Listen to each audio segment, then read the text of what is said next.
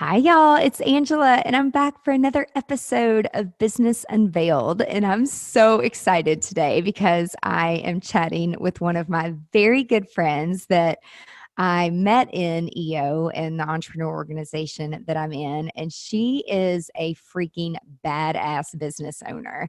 She knows all about rising from ashes to like literally getting herself up with a smile and like dusting herself off. Like, that's just kind of the best way to describe her. She is a serial entrepreneur, she's a mom of two. She's the co-founder and CEO of Rep Interactive, which it's a video marketing agency, which those of you who know me, my heart is all into video because it's how I get my message out there.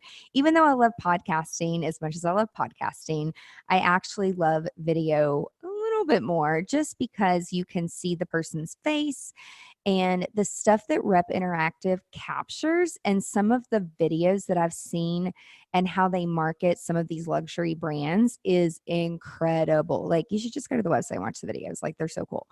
But Rep Interactive, they have offices across the United States, and they really are there to help businesses engage their new clients and really just strengthen brand awareness. So it's not always about like sell with video. Again, it's just being aware of a brand and how that brand is being perceived by a consumer, because an image and your brand, two different things. And she's come such a long way from, again, like being on welfare and living in public housing all the way to being named number 8 on Forbes magazine top entrepreneurial families, which is just incredible. It's like, how do you even do that? So I'm excited to bring on Judy Gatena. How are you, Judy? I'm awesome. Thanks for the generous introduction. Of course. I'm so excited for you to share your story today because I know some people that are, especially in video and especially in the production world, they grew up around production. They are used to being around $30,000 and $50,000 and $100,000 cameras and lens, and but you didn't really like grow up clearly in the production world. And so before we even talk about Rep Interactive and how you got started in the production world, take us back to like your journey and where you grew up. And clearly how you grew up probably wasn't the best of the best, but you made it work. And how have you gotten to where you are today? Because I know you haven't always been in production. I know these things because we're friends. But for our listeners, like, take us down memory lane. Welcome to Business Unveiled, the podcast designed to help you thrive in the creative community. Here's your host, events and productivity consultant, Angela Profit.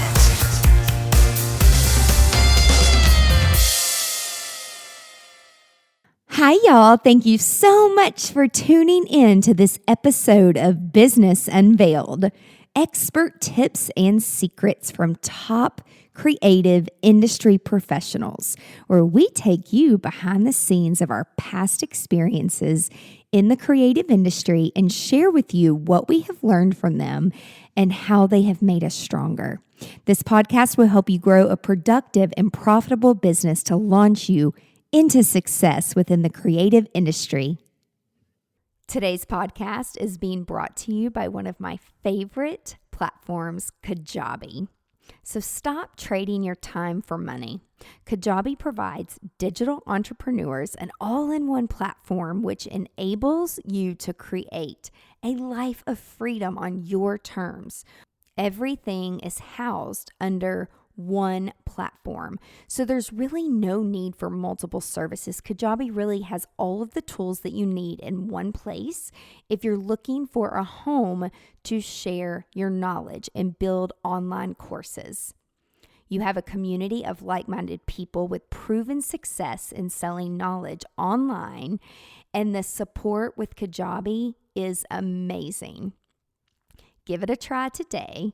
bit.ly/AP-Kajabi. Yeah, so believe it or not, I actually grew up somewhat around the entertainment industry. I grew up in a place called Encino, California, and I used to babysit for Aretha Franklin. That's a fun Oh, fact a lot of people didn't know about me. cool. Yeah, so I grew up around David Cassidy and a lot of those, the Partridge Family kids. So I did, believe it or not, grow up Okay. around music and entertainment. But I was a rebel. So my parents got divorced very early when I was in my teens, and I was just unbelievably rebellious, running wild, partying, doing drugs, doing lots of things I shouldn't have been doing. Yeah, so I ran away at age 16, and actually was homeless for a while. I was living on the beach and not living a very good lifestyle. So that was like the beginning of me experiencing being like really poor and having nothing. I was on my own and I had run away, so I really didn't have any money or shelter. So that was when I really learned about like grit and taking care of myself, and that not everything gets handed to you, but a lot of times you have to work really hard to kind of pull yourself up out of the proverbial ashes, so to speak. So at age 19, I got pregnant with my son, Steven, and we were living in public housing. And I was just at that point starting to figure out that life wasn't all about me, that I had another human being to take care of, and that I needed to stop um, being like a shithead, basically, that I had to get myself together Yeah. because I had this other life I was now responsible for. So that's when I got really focused, was after the birth of my son. And I would take my son to daycare at like 5 a.m. in the mornings to go to a job because I wanted to get off of welfare, and I wanted him to be proud of me and have him to have somebody he could really, look up to. Yeah. So that was the beginning of me pulling myself out of the handout situation where I was getting welfare and getting public housing. So the first company that I worked for was a computer supply company. And I worked for them for several years. I became their top salesperson in the first year that I worked Wow. there. Yeah, I got off of welfare, I think within like 6 months. And I no longer qualified for public housing because I started making a lot of money. Um, I was taking him to daycare every day at 5 a.m. And I decided that I needed to be more present. There's Yeah. more than just working for somebody. And if I could start my own business, I could be around for my kids. Right. So that was like critical for me. I But then how did had you even know what to start?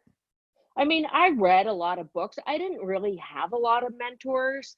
So I read a lot of books, and actually I read a book from this guy. I don't, you probably have heard of him. He was an older guy. His name was Zig Ziglar. Yeah. Yeah, he was a sales guy, and I read Yeah. this book, and the book was called See You at the Top. And it talked a lot about like excuses that we have for like not doing well, and how we kind of get in our own way. And it Yep. was really inspirational to me. And I think that was like the first time I had read a book where I thought, wow, like I can kind of decide what I want in my life. And I don't have to work for another company. I can take it upon myself to think of a business where there's a need in the market and just go for it and kind of like design my own life. So when I had been working for this computer supply company, I had clients constantly asking me for other product offerings. And I would go to my bosses and I would say, hey, like this company wants all of these other products. Can we get these? And they're like, oh, no, we don't do that. We just do printer ribbons and toner. That's what I was selling at the time.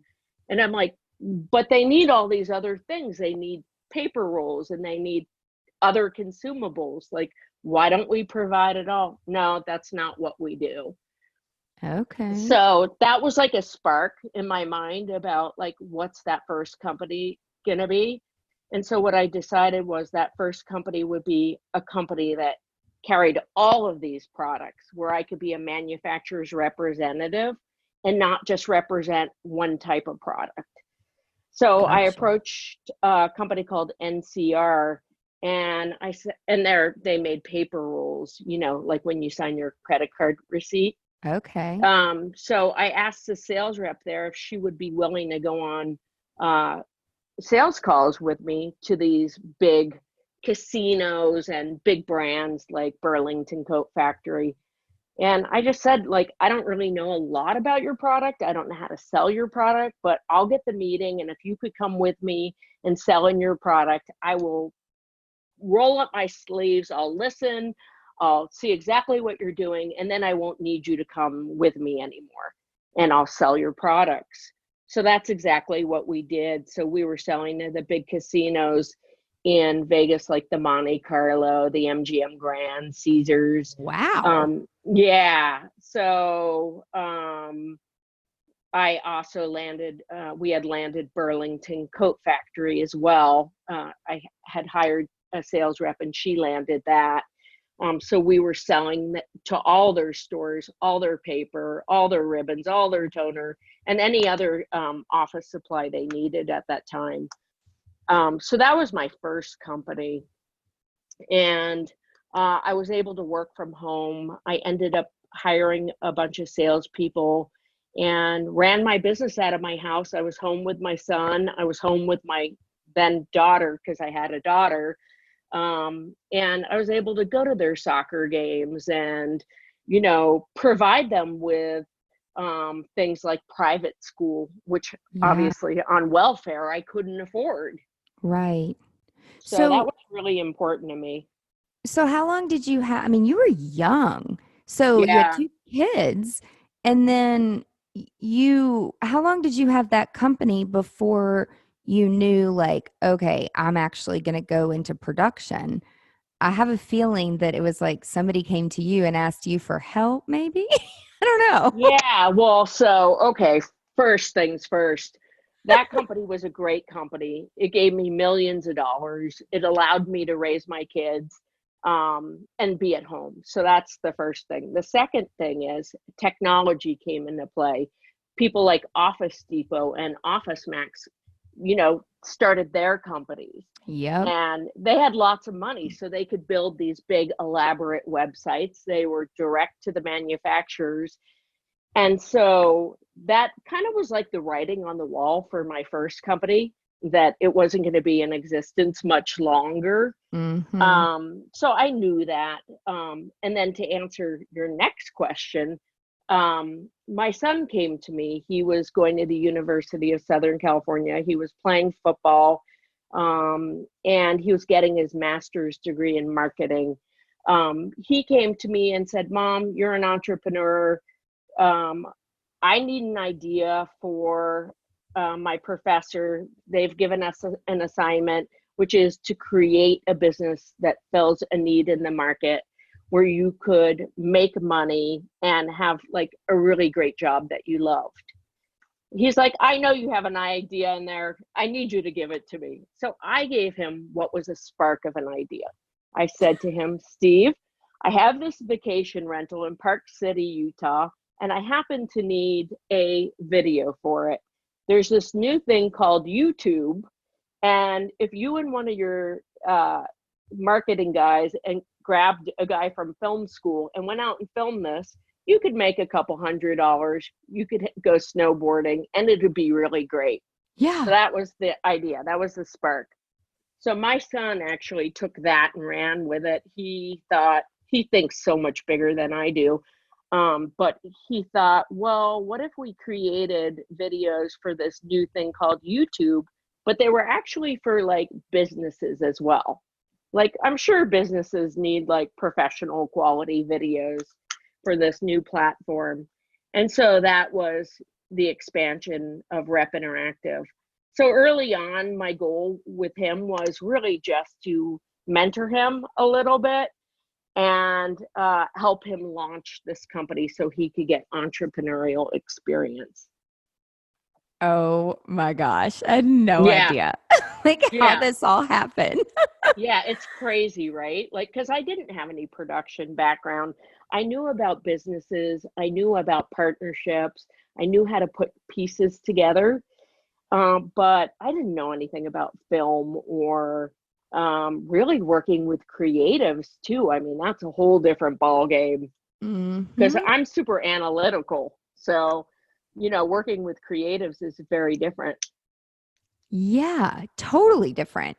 So Yeah. then, so when this like jumped off, like how did you and your son decide like, oh, we're going to go into business together? And how did you start hiring people? And then how did you start getting clients? He asked me, Mom, how do I start a business? And I gave him like the step by step, like you got to get a business permit and Yep. you got to incorporate. And now Oh, I I can. did not think this company was doing anything. I just wanted him to get the lesson that nobody works for free. Yep. So, I wasn't like super optimistic.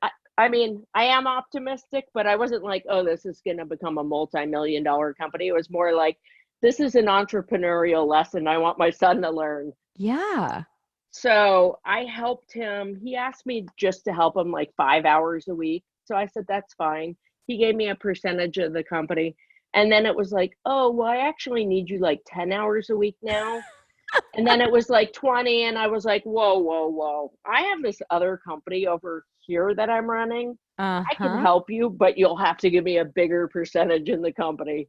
So he did. And he brought me on as president. And I worked for free for a really long time, helping him build this company. But again, behind the scenes, my interest was really in just helping him become an entrepreneur because Yeah. I knew he would be great. And I knew that he was 10 times smarter than me. So with a little bit of coaching, he would just pass me right up and go out and have his entrepreneurial career. So that's how we got into business. So how did y'all get clients? Like, I mean, did he hustle and get clients and he kept adding more and more and then that's when he's like, "Mom, I need more hours from you," kind of thing? No, I think it was more me hustling and getting him clients and then him needing more hours. But he also did something really brilliant. He created the concept for a show called The World's Most Expensive Homes. Okay. And that was his master's thesis. And so he created the show. He bootstrapped and found all of these resources to get like a free helicopter to shoot aerial footage. Oh my gosh. He recruited like one of the top real estate agents in Beverly Hills to host the episode. And the guy was great. I mean, Steve had made like, I don't know, 100 phone calls to real estate agents saying, hey, like I'm a student. I need help with my master's thesis. And hey, could you call me back? Because I really need you to host my show. And nobody Yeah. called him back. But this one guy, Christoph Chu, called him back and he ended up being the host. But he was a big part of the launch of our company. So he created that episode, The World's Most Expensive Homes. And Christoph Chu just happened to be a Coldwell Banker luxury real estate agent in Beverly Hills. And Okay. so once we launched that episode, it got well over 1 million views.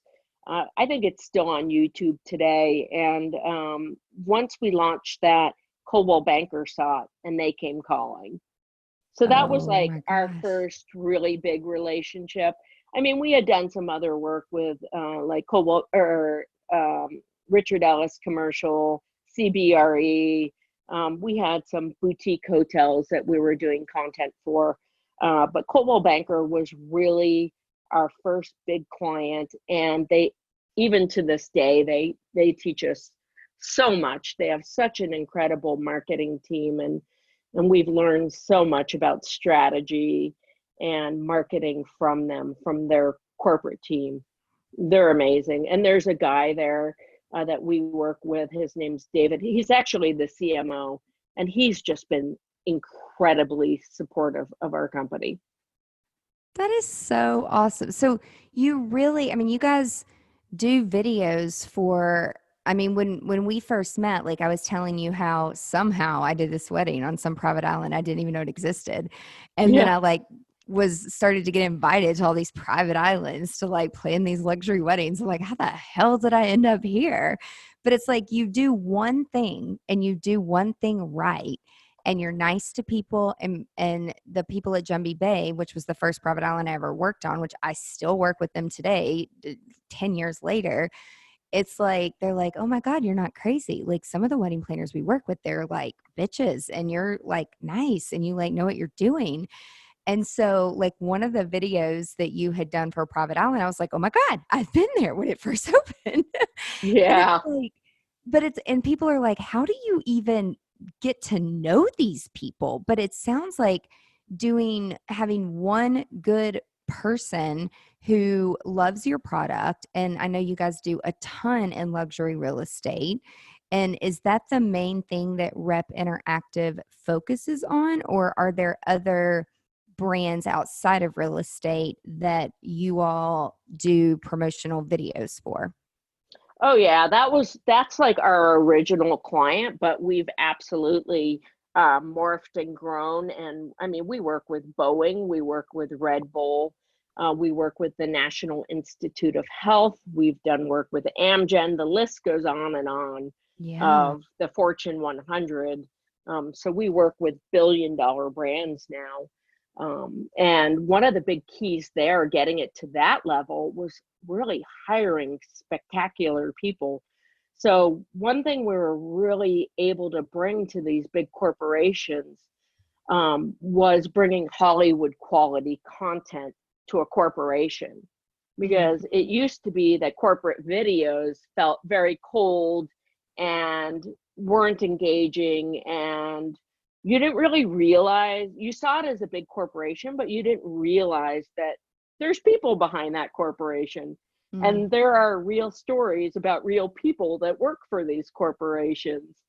And so being able to tell stories about these companies that humanize them is incredible. And so we're able to do that because we have unbelievably talented people that work for our company. And that's where the creatives come in. Like I mentioned to you that I'm very analytical, and I didn't really know about working with creatives. And so to have a staff of creatives, as well as, having account managers that understand business objectives, and, we really become an extension of our clients' team. So we need not only the creative and storytelling side of things, but we also need the business objectives side of things, where we can look at what their goals are and then align that in a way that's relatable for our clients. Which is huge because it sounds, I think when we both started our business, like social media didn't exist. It didn't for me, and YouTube was so new for you all. And so humanizing social media and humanizing the internet and the content has been so huge. And over the years, like some of the different brands that we've had the opportunity to work with, it's like feature your people. Like, I mean, it's not about like celebrities and people in the public eye all the time. Like, feature your people, like real, relatable people, which it's like, it's cool to do that now. So I'm like glad, but it's like you guys were on the front of that before brands really started to adopt that, because now a lot of campaigns are done around people, but without the people, we wouldn't have these great companies, you know? So Yeah, just, that's really true. And I mean, you have brand evangelists because they feel some kind of connection to a company. And a big area for us, and I would say like our strongest suit, is like docu-style storytelling. So it really engages the hearts and minds of the viewers to be able to connect with whatever that content is that they're watching. Yeah. So, what is like, I know that you guys have worked incredibly diligently, like hiring the right people and creating this team culture. Like, what are some of the things that have helped you really create that whole culture of, hey, I want to work with Rep Interactive? Like, how did you do that? Well, there's something really interesting if you get like 10 layers deep. One of our biggest core values in our company is to delight our customers. And it's not just delight them once, it's delight them every time. And so that is like a tall order, right? To go in and to have the people that you work with be super pumped on your company and happy with the quality of the content and to have an awesome experience. That's a tall order.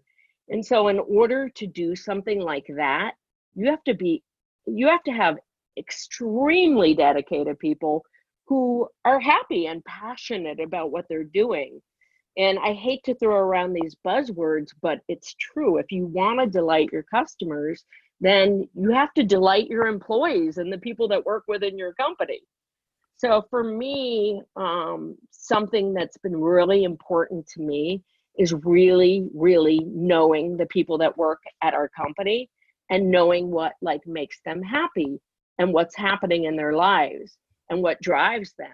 Like what are their needs? Like, so one of the guys that works at our company is in post production. He's our head of post production, Ryan. We hired him straight out of college. He went to USC film school and he came in and he started at the bottom, but Ryan just bought a house in New Jersey, which is where one of our offices is. He's gotten married, he's had a baby. Like it's really important to him that he has flexibility in his career. It's Hmm. really important to him that he provides a stable environment for his family. It's really important to him that he can create and not worry about all these other things that are happening in his life. So, what does that mean uh, for me? That means that I need to give him some kind of stability. If he's Yeah. wanting to buy a house, I need to help him find a way that he can do that. Now, it's Mm. not my job to take on the responsibility of buying his house, but if I can help him to make sure that happens, I'm all in because I know that's important to him. So it's just things like that that I think shape our culture. Yeah. And anybody on our team knows they can call me if they have an issue. Now, that doesn't mean call me for all the minutia or little stuff that you can figure out yourself. We Yeah. have a company of self-starters. Like that's our culture. We're self-starters. We're going to try to figure it out, which is really great. Yeah. So, like, along while you're building this company with your son and working with family, how has that been? Has it always been good? Do you all get along? Like, what is your experience share from working with your son? I mean, it is tough, let me tell you, and he is tough. I love my son, but he is a rock star in business. And working for him was a huge lesson for me because we switch roles. I was the parent before, and I came into his company that he started, and he was a CEO, and I was the president. So, guess who trumps me? My Uh huh. son. Uh huh. So that was a massive shift. And I had a tendency to want to tell him how he should do things. And I had to like really step back from that and let him figure out how to do things and then be there as a support for him if he needed guidance or if he asked me for my opinion. Like, I can't, we can't be in a board meeting and I can't say, I don't like your idea, go to your room. Like that Right. doesn't work. Right. So that was an interesting and challenging experience. I And bet. he has sold his shares. He had sold his shares in our company and actually went on to run an aviation company that had like 60 employees. And then he left that company and started a new company called pray.com. It's pray.com. Various shows. They have chat applications. They have So think awesome. about PayPal. You could tithe through the app, so donate money. Oh my And gosh, that'll, PayPal, like PayPal, that's awesome. I mean, I hope I don't get them in trouble. They haven't officially trademarked that. That was something I made up, I but yeah, it's love it. just incredible, and he's changing the world. So I'm Wow. so proud of him, and he doesn't have to work with his mom, and which is awesome. He has investors now instead. I think they're a lot tougher than I am, actually. So Right? maybe that was a good exercise about dealing with someone difficult by starting with me. But you have kept this production company, and even though you guys started in California and in Beverly Hills, and you have expanded it and worked with people all over the world. And I know that you just opened up a Nashville office. So, what actually brought you to Nashville? Like, how did you get from West Coast all the way to the South? Yeah, so that was another like challenging time in my life. I came to Nashville for a baby shower. I was in the midst of a divorce. I had been married for 28 years. Oh I my came gosh. here and I saw the city, and I heard a saying recently, I think it was like sky cranes and cowboy boots. And I kind of laughed about it because I knew that tech was big here, healthcare, hospitality, education. So obviously we're not just sky cranes and cowboy boots, but Right. I could see the explosive growth that was happening here. And so I'd come for this baby shower, going through a divorce, and I could just feel it in my bones that I was supposed to be here. Not only for the opportunities and the excitement that I was seeing happening within the city, but just my gut, my instincts told me I was supposed to be here. So I went back to California and I told our LA staff, hey, guess what? I'm moving to Nashville, and don't worry because it's going to be really great. And we're going to video chat all the time. So try not to be too freaked out about it. And I'm sure you're all going to do great. And I picked up and I moved to Nashville. Oh my God. Did they flip out? They flipped out. They were like, Yeah. she's going through a divorce. She's having midlife crisis. Like, are our jobs in jeopardy? And funny enough, I started a process called Traction at that time, which was the book, Traction, written by Yep. Gino Wickman. Yep. And it talked about getting the right people in the right seats. And so I went through the Traction process and actually eliminated a lot of our staff in California that was not, it was like not the right people in the right seats, or they eliminated themselves because we started having lots of accountability, and we had these weekly meetings where we would talk about what people were doing. And so the people who weren't self-starters and weren't actually like doing their work, they were just like surfing on social media Mhm. or just like kind of punching a clock. All of those people went away. And what I was left with was the really passionate, like driven um, self starters. So moving to Nashville actually turned out to be an awesome thing. And then the staff in my East Coast office, I mean, they've always been amazing. So I didn't lose anyone from the East Coast. They all stayed. And so our team now is comprised of some West Coast people, some Nashville people, and some East Coast people. Gotcha. And then we work globally. Yeah, like good diversity, right?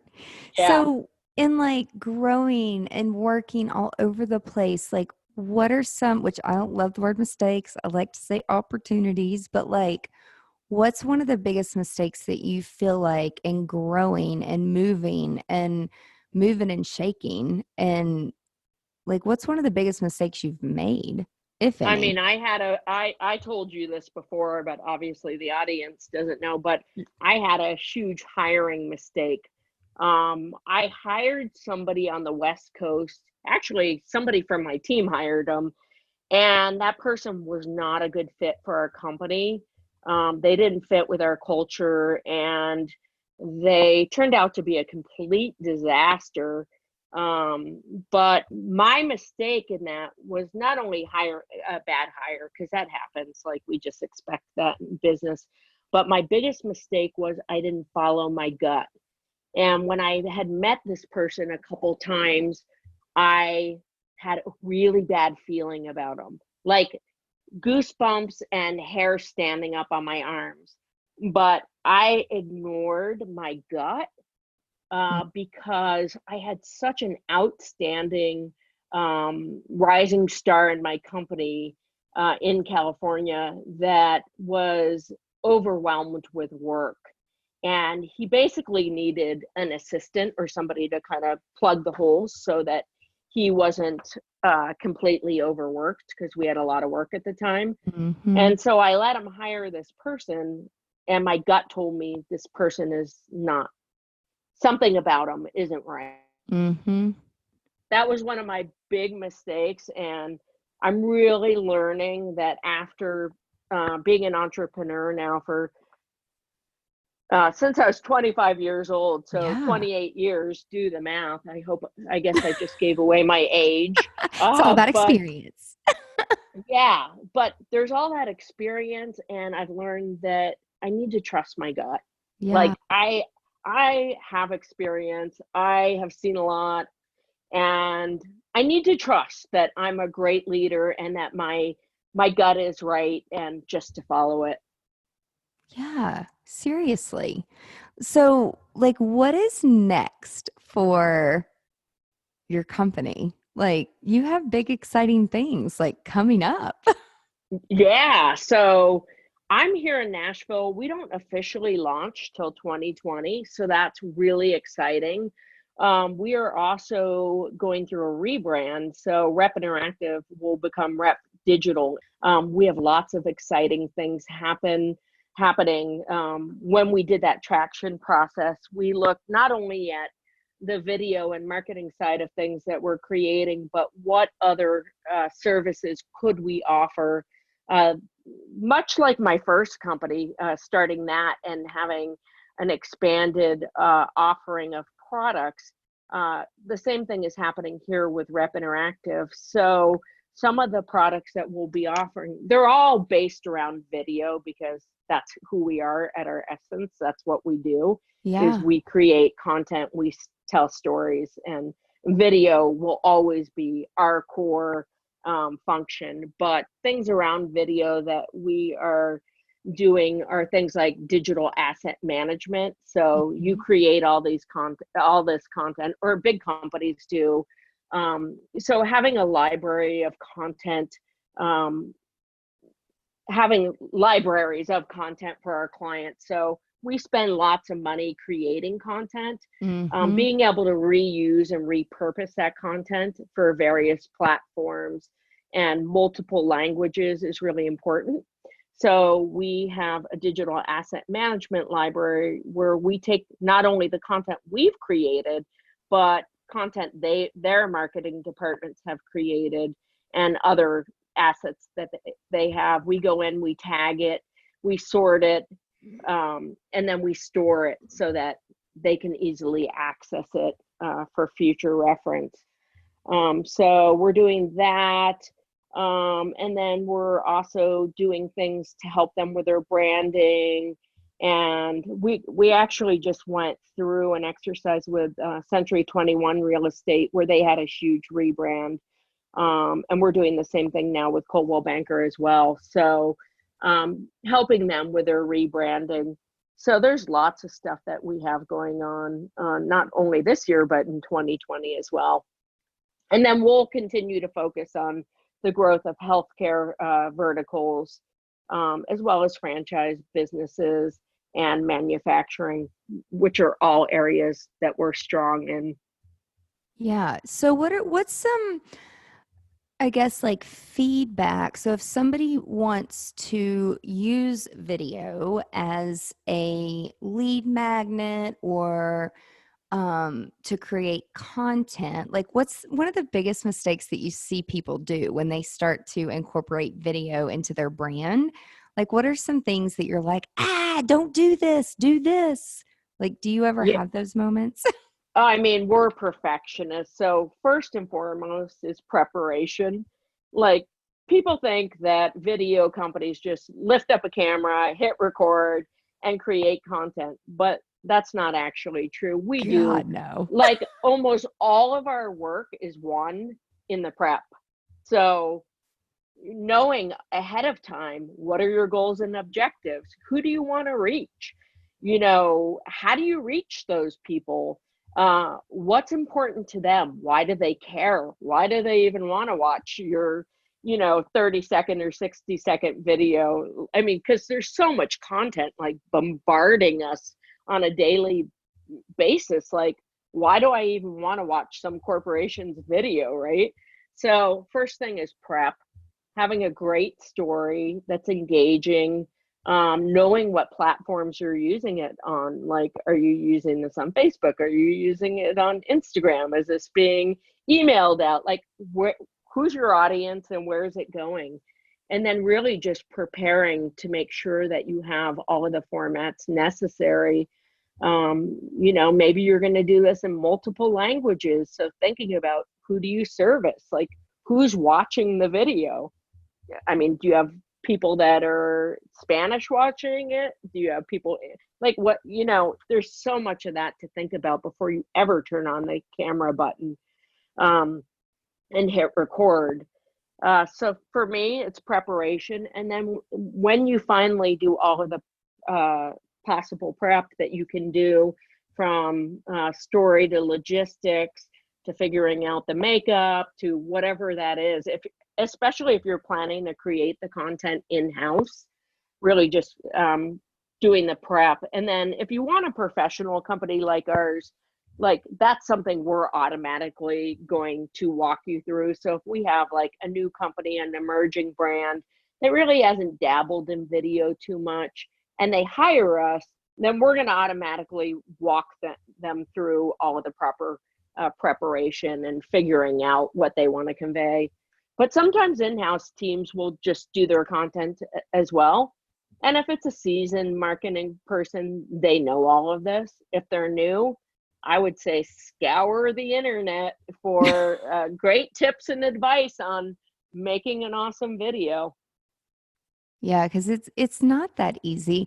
I mean, for those of us who make content on our iPhones, and then, I teach people how to use their smartphone and create content.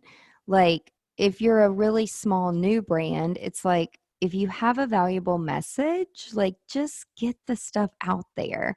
But obviously, when you are a huge brand and you have millions of eyes on your brand, you've got to hire a professional. Like, you can't just be running around with your iPhone. But even if you are doing it on your iPhone, like Judy said, you still have to plan for that. Like, still sitting down and having a strategy day on thinking about what are you going to say. And like, we recently worked together on a video for a conference that we're a part of in 2020.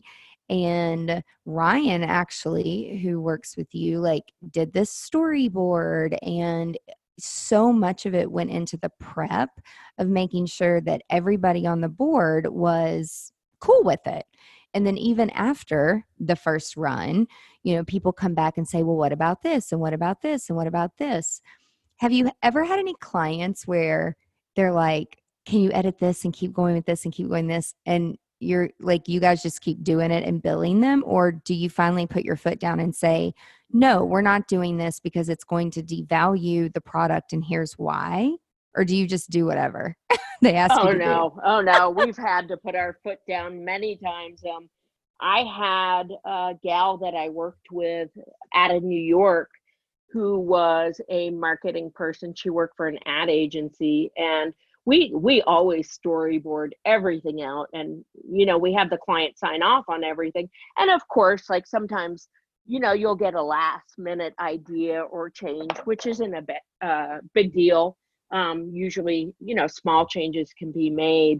But when you're trying to make radical changes on set to completely change the message, and that pretty much puts all our prep out the window, it doesn't work. And sometimes you have to have those tough talks with clients where it's like, we can reschedule the shoot, but right now you're changing everything and none of this was planned for. So I hate to pull out a contract and say to the client, look, here's where you signed off in 12 different places.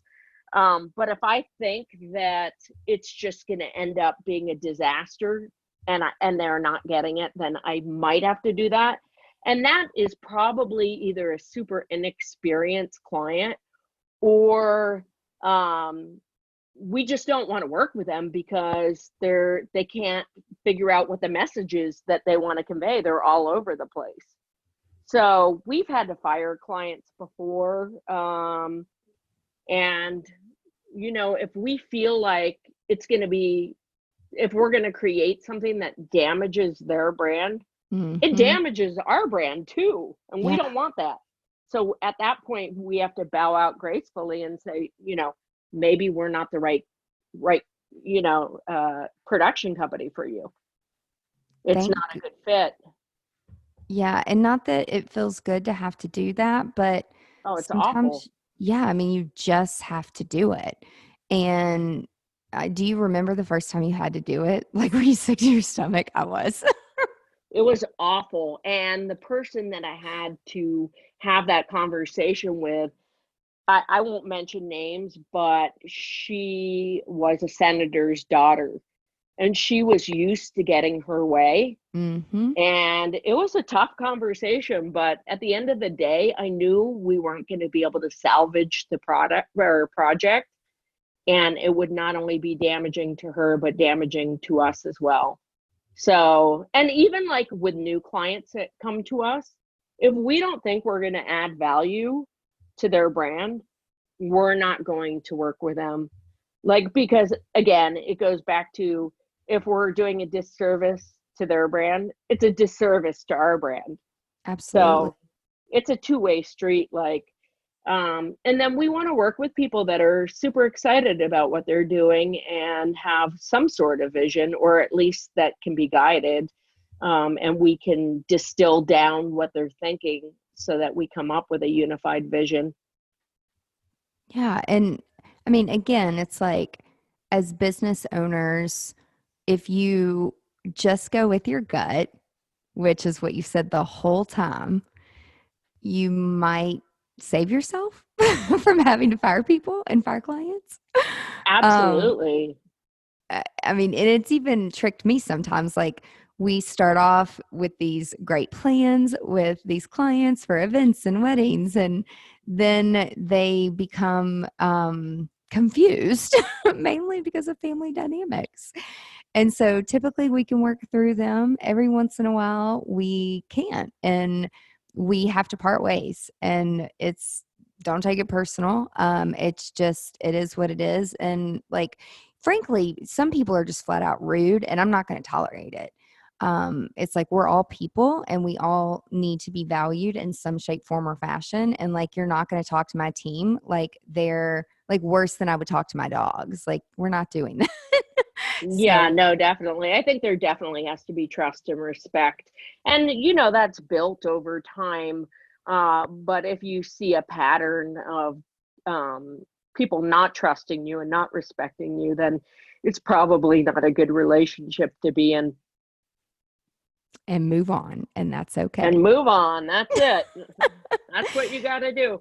And I mean, sometimes there's other factors. Like, I would imagine in your industry, people are under extreme pressure, and it's like a very emotional decision to get married. So I would guess that you're a master at managing those types of relationships over the years. We've had to become very patient. Yeah, very patient. But I always remember, like, it's not about me, it's about them, and how can I always put my feet in their shoes and communicate it the way they need to hear it. But sometimes they just aren't hearing it, and so we have to part ways, but it's not always fun. But Judy, if people want to connect with you, where can they connect with you and where can they learn more about Rep Interactive and the amazing things that you all produce? If they want to connect with me personally, LinkedIn's a great place. They can just look up Judy Gatena. If they want to connect with our company, then repinteractive.com would be a great place. And they can find lots of work, our work on there, as well as YouTube. That's awesome. Yeah, I would say, like, if guys connect on their YouTube channel on Rep Interactive. And if you just go look at the website and look at all these amazing productions they do, it's just, again, I'm a huge video person. So it is, I can definitely appreciate all the work that goes in behind the scenes. So, Judy, thank you so much for being here today and sharing your story. And I'll even learn a few new things too. Well, So, there you go. Well, thanks for having me on the show. of course. And guys, thank you so much for listening. Be sure to tune in next week for another episode of Business Unveiled. And everybody have a great day. Bye. If you found this podcast helpful, please share it with your friends. And I'm so very grateful if you leave a review. Be sure you are a subscriber so you never, ever miss the juicy details of Business Unveiled. Also, be sure that you are part of my email list. And if you're not, sign up today at angelaprofit.com, where I share valuable resources and exclusive products with only my subscribers.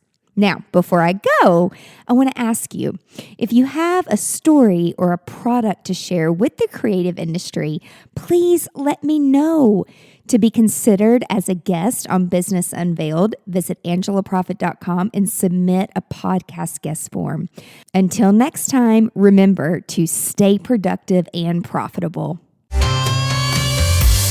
You've been listening to Business Unveiled with Angela Profit. Join us next time as we share our experiences to help you be more productive and profitable in your creative business. For more great resources, visit angelaprofit.com.